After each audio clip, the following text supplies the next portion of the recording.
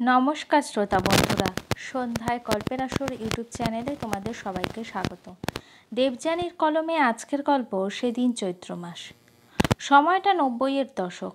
সেই সময় খবরের কাগজের বিজ্ঞাপনে পত্র মিতালি বিষয়টি খুব জনপ্রিয় হয়ে উঠেছিল। অদেখা অজানা মানুষের সাথে বন্ধুত্ব করার একটা নেশা জেগেছিল অনেকের মধ্যে। লাবণ্য তার মধ্যে ব্যতিক্রম ছিল না। পত্রের মাধ্যমে একটি ছেলের সাথে বন্ধুত্ব হয়েছিল ওর। ছেলেটির নাম অমিত। অমিত জানিয়েছিল সে ব্যাঙ্গালোরের একটি মেসে থাকে। বছর 20 লাবণ্য ছিল কলকাতার এক বনেদি পরিবারের মেয়ে।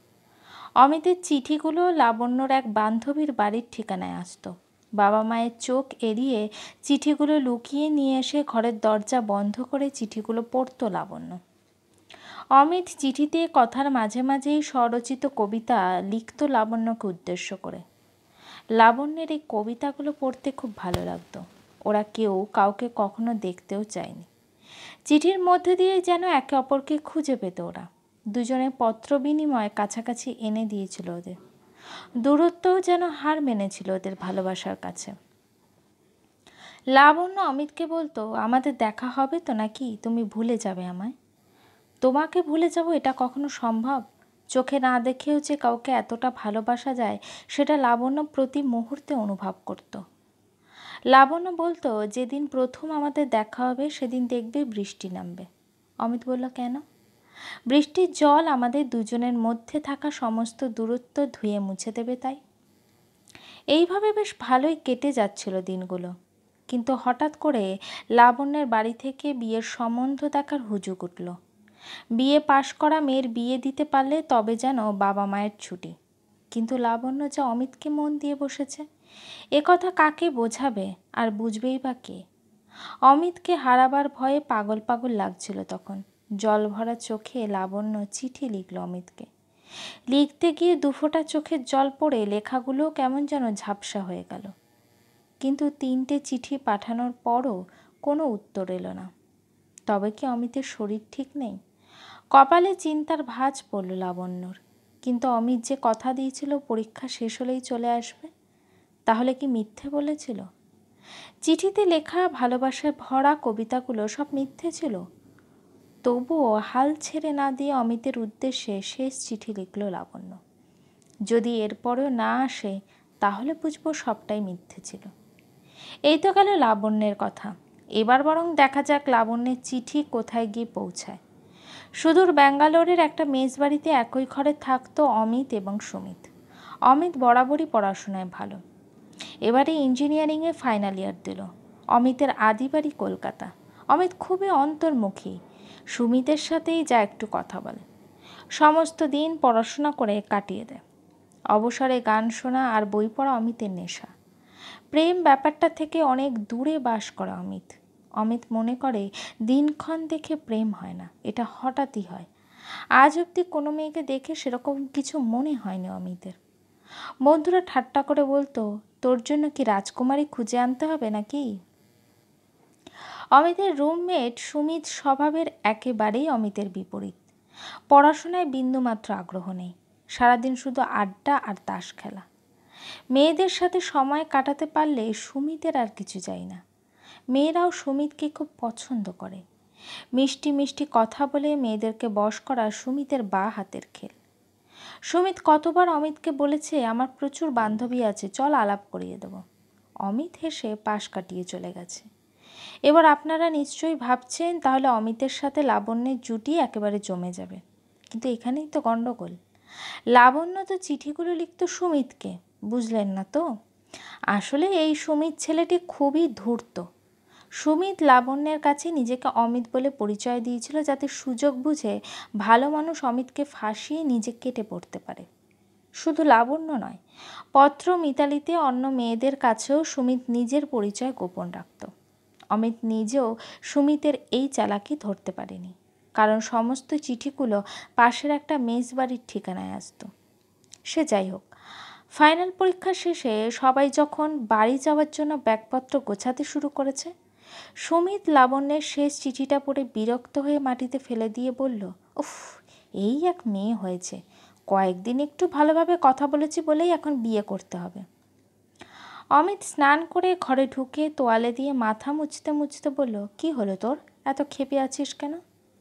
সুমিত বলল, আর বলিস না, কয়েকটা চিঠি লিখেছি বলে যদি এখন দায়িত্ব নিতে বলে তাহলে তো মহা মুশকিল। কেন এসব করিস তুই? কতবার তোকে বলেছি সব মেয়ে সমান নয়, কারোর মন নিয়ে খেলা করা ঠিক না। সুমিত হাসতে হাসতে বলল, চাপ নিস না, আমাকে খুঁজে পেলে তবে তো কোনো দিনও দেখেনি আমায়। অমিত বলল, তাতে কি, ঠিকানা তো আছে, যদি এখানে এসে খোঁজ করে তখন? সুমিত অমিতের ফোনে কানে ফিসফিসিয়ে বলল, আসলে তো খুঁজবে তোকে, আমাকে নয়, চিঠিগুলো তো সব তোর নাম দিয়ে লিখেছি। এই বলে হো হো করে হাসতে লাগলো সুমিত। অমিত রেগে গিয়ে বলল, তার মানে তুই আমার নাম ব্যবহার করে একটা মেয়েকে ঠকালি কেন? একটা নয় ভাই, আমার অনেক বান্ধবী আছে, কিন্তু তারা কেউ বিয়ে নিয়ে এত ব্যস্ত নয়, বুঝলি? এগুলো আমার টাইম পাস ছাড়ার কিছুই নয়। আর তুই এত ভাবিস না, আমরা তো আজকে মেস ছেড়ে যে যার বাড়ি চলে যাব। তুই কলকাতা, আমি গুয়াহাটি, ব্যাস চ্যাপ্টার এখানেই ক্লোজড, বুঝলে বন্ধু? ব্যাগ গুছিয়ে সুমিত বলল, আমি বেরিয়ে পড়ি, বুঝলি, 1 ঘন্টা পর ট্রেন। সুমিত চলে গেল। অমিতের মাথাটা খুব গরম হয়ে গেছিল। একটা সিগারেট ধরালো অমিত। সিগারেট খেতে খেতে অমিতের চোখ গিয়ে পড়ল মাটিতে, অবহেলায় পড়ে থাকা চিঠিটার ওপর। চিঠিটা তুলে নিয়ে অমিত দেখল চিঠিতে লেখা আছে, তোমার শরীর ঠিক আছে তো? 3টে চিঠির কোনো উত্তর দিলে না যে? তুমি তো তাড়াতাড়ি চলে এসো অমিত, জানো বাবা বলেছে আমার বিয়ে দিয়ে দেবে। আমি তো তোমাকে ছাড়া অন্য কাউকে আমার জীবনসঙ্গী হিসাবে ভাবতেই পারি না। তুমি এলেই বাবার কাছে তোমায় নিয়ে যাব। তোমার জন্য রোজ বিকালে আমি বন্ধুর বাড়ি যাওয়ার অজুহাতে বাড়ি থেকে বেরিয়ে ভিক্টোরিয়ার সামনেটায় অপেক্ষা করি। যদি তুমি আসো, এই আশায় তোমার পথ চেয়ে বসে থাকি। তুমি তো আমায় বলেছিলে প্রথম দিন আমার প্রিয় নীল রঙের শার্ট পরে ভিক্টোরিয়ার সামনে আসবে। তুমি যতদিন না আসবে আমি ঠিক এভাবেই তোমার জন্য অপেক্ষা করব। আমি তোমাকে ঠিক চিনে নেব, দেখবে। আমি জানি তুমি ঠিক আসবে। ইতি, তোমার লাবণ্য। অমিত চিঠিটা পড়ে ভাবল, আজ কলকাতা ফিরতেই হচ্ছে, তাই কালকে নিজেই গিয়ে মেয়েটির সাথে দেখা করে মেয়েটির সব ভুল ভাঙিয়ে দেবে। সুমিত যে কত বড় প্রবঞ্চক সেটা মেয়েটারও বোঝা উচিত, তাহলে আর মিথ্যে কষ্ট পাবে না। কলকাতা ফিরে পরের দিন বিকালে ভিক্টোরিয়ার সামনে পৌঁছে অমিত চারপাশে তাকিয়ে দেখল খুব বেশি লোক নেই। অমিত ভাবল, কি জানি মেয়েটা এসেছে কিনা। কিছুক্ষণ এদিক ওদিক দেখতে দেখতে হঠাৎই দেখল শাড়ি পরা, লম্বা বিনুনি ঝোলানো মিষ্টি একটি মেয়ে ওর দিকে ছুটে আসছে। অমিত ভাবল, তাহলে কি এই মেয়েটি লাবণ্য? অমিত ভাবছিল লাবণ্যর ছুটে আসাকে যদি ফ্রেমবন্দি করা যেত তাহলে বেশ হতো। লাবণ্যকে দেখে অমিতের মন শুধু একটা কথাই বলল, প্রথম দর্শনে প্রেম হয়তো একেই বলে। অমিত কি করে কষ্ট দেবে লাবণ্যকে? এই যে সম্ভব? মন চেয়ে বারবার জানান দিচ্ছে, অমিত তুমি যে ভালোবেসে ফেলেছ লাবণ্যকে। লাবণ্য ছুটে এসে অমিতের বুকে মাথা রাখতেই আকাশ চেপে বৃষ্টি এলো। একেবারে অকাল বর্ষণ যাকে বলে। আর কি, লাবণ্য বৃষ্টিতে ভিজতে ভিজতে বলল, বলেছিলাম না যেদিন প্রথম তোমাকে দেখব সেদিন বৃষ্টি হবে। অমিত বলল, তুমি কি করে চিনলে আমায়? লাবণ্য বলল, তোমায় চিনব না এটা হতে পারে কখনো? দূর থেকেই বুঝেছিলাম তুমিই আমার অমিত। অমিত কেমন যেন হারিয়ে যাচ্ছিল লাবণ্যর কথায়। অমিতের মনে হলো লাবণ্যের কাছে ওকে আসতেই হতো আজ। কত বিশ্বাস নিয়ে লাবণ্য নিশ্চিন্তে মাথা রেখেছে অমিতের বুকে। অজান্তে অমিতের হাত লাবণ্যের পিঠ ছুঁল।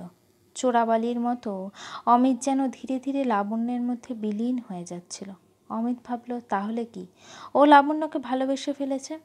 এমন অমোঘ আকর্ষণ আগে তো কখনো কাউকে দেখে হয়নি অমিতের। বৃষ্টিতে ভিজে লাবণ্যকে আরও সুন্দর দেখাচ্ছিল। অমিত লাবণ্যকে সাথে নিয়ে একটা গাছের তলায় এসে দাঁড়ালো। লাবণ্য বলল, আজ তো নীল শার্ট পরার কথা ছিল তোমার, কেন পরলে না? অমিত হেসে বলল, তাহলে তুমি বুঝলে কি করেছে আমি তোমারই অমিত? তোমাকে দেখে কেন জানি না মনে হলো তোমার চোখ দুটো আমাকেই খুঁজছে, তাই তো ছুটে চলে এলাম তোমার কাছে। চিঠিতে তোমার কবিতা পড়ে মুগ্ধ হতাম আমি। অমিত লাবণ্যের হাত দুটো ধরে বলল, চিঠির কথাগুলো না হয় আজ থাক। এই মুহূর্তে শুধুমাত্র এটাই সত্যি যে অমিত শুধুমাত্র লাবণ্যকেই ভালোবাসে। এতটাই ভালোবাসে যে আর বেশি দিন তোমাকে ছেড়ে থাকতে পারবে না। লাবণ্য হেসে বলল, সে তো বুঝলাম, কিন্তু একটা কবিতা তো শোনাতেই পারো। কবিতা তো আমার আসে না, তবে রবি ঠাকুরের কবিতা পড়তে খুব ভালো লাগে। সেখান থেকেই 2টো লাইন শুধুমাত্র তোমার জন্যে লাবণ্য। প্রহর শেষে আলোয় রাঙা সেদিন চৈত্র মাস, তোমার চোখে দেখেছিলাম আমার সর্বনাশ। লাবণ্য অবাক চোখে অমিতকে দেখছিল আর ভাবছিল পত্রলেখকের থেকে এই মানুষটা যেন অনেকটাই আলাদা, অনেক সংযত এবং স্নিগ্ধ। কথায় চটুলতা নেই, বরং আছে অনেক বেশি ভরসা।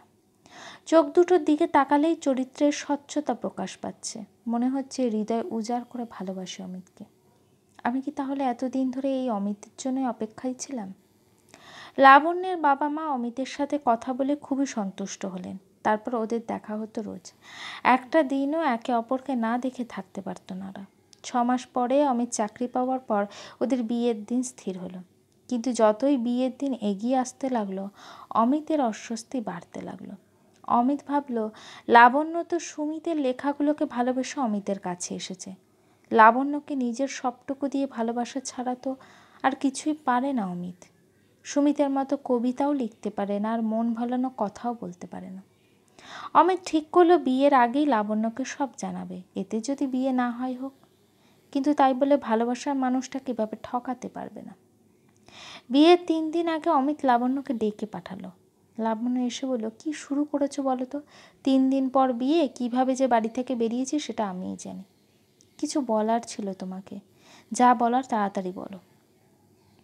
অমিত লাবণ্যের হাত দুটো শক্ত করে চেপে ধরল, পাছে সব কিছু শোনার পর লাবণ্য অমিতের থেকে নিজের হাত ছাড়িয়ে নিয়ে চলে যায়। উফ, লাগছে তো আমার। অমিত বলে, ভয় করছে সব শুনে যদি তুমি আমায় ছেড়ে চলে যাও তখন। তাই তো শক্ত করে তোমার হাত দুটো ধরে রেখেছি। লাবণ্য হেসে অমিতের হাত দুটো নিজের হাতের মধ্যে নিয়ে বলল, আমি জানি তুমি কি বলবে। তুমি জানো? আচ্ছা, বলে ফেলো তাহলে। লাবণ্য একটা দীর্ঘশ্বাস ছেড়ে বলল, গত 1 বছর ধরে চিঠিতে আমি যে অমিতকে চিনেছি সে তুমি নও। তুমি সব জানতে, কি করে বুঝলে? লাবণ্য হেসে বলল, মেয়েদের বোঝার ক্ষমতা একটু হলেও তোমাদের থেকে বেশি। আমাদের প্রথম দেখার দিনে তোমার নীল শার্ট না পরা, তোমার ডান হাতের মধ্যমাতে পান্নার আংটি না দেখে আমার খটকা লেগেছিল। তুমি কবিতা বলতে না পারায় বেশ অবাক হয়েছিলাম। তবে এটুকু বুঝেছিলাম তুমি প্রবঞ্চক নও। তুমি কখনো অন্য রূপে আমার কাছে আসতে চাওনি, কখনো মিথ্যে প্রতিশ্রুতি দাওনি। তুমি তোমার মতো করেই আমায় ভালোবেসেছ। তাই তো আমি তোমার ভালোবাসায় বাকি সব কিছু ভুলে শুধু ভেসেই চলেছি। ওইসব চিঠিগুলো তোমার সততা আর ভালোবাসার কাছে নিতান্তই তুচ্ছ। তাই তো বুঝতে পেরেও তোমায় ছেড়ে যাইনি আমি। অমিত বলল, আমি সেটাই বলতে যাচ্ছিলাম যে আসলে তোমাকে যে চিঠি লিখত সে আমার রুমমেট। লাবণ্য অমিতকে মাঝপথে থামিয়ে দিয়ে বলল, আমি আজ তার কথা জানতেও চাই না, কিন্তু মাঝে মাঝে তাকে ধন্যবাদ জানাতে ইচ্ছা করে। ও না থাকলে তুমি আসতেই না আমার জীবনে। অমিত লাবণ্যকে জড়িয়ে ধরে বলল, আসতে যে হতোই আমায় তোমার কাছে, নয়তো আমাদের গল্প যে অসমাপ্ত রয়ে যেত। অনেক হয়েছে, এবার বাড়ি যাই আমি। পরশু লাল বেনারসি পরে কনের সাজে শুধুমাত্র তোমার জন্য অপেক্ষা করবে তোমার লাবণ্য। আসবে তো? অমিত বলল, আসতে তো আমায় হবেই। মন তো কবেই মেতেছে তোমার রঙে। এবার শুধু গোধূলি লগ্নে আমাদের নতুন গল্প শুরু হওয়ার পালা।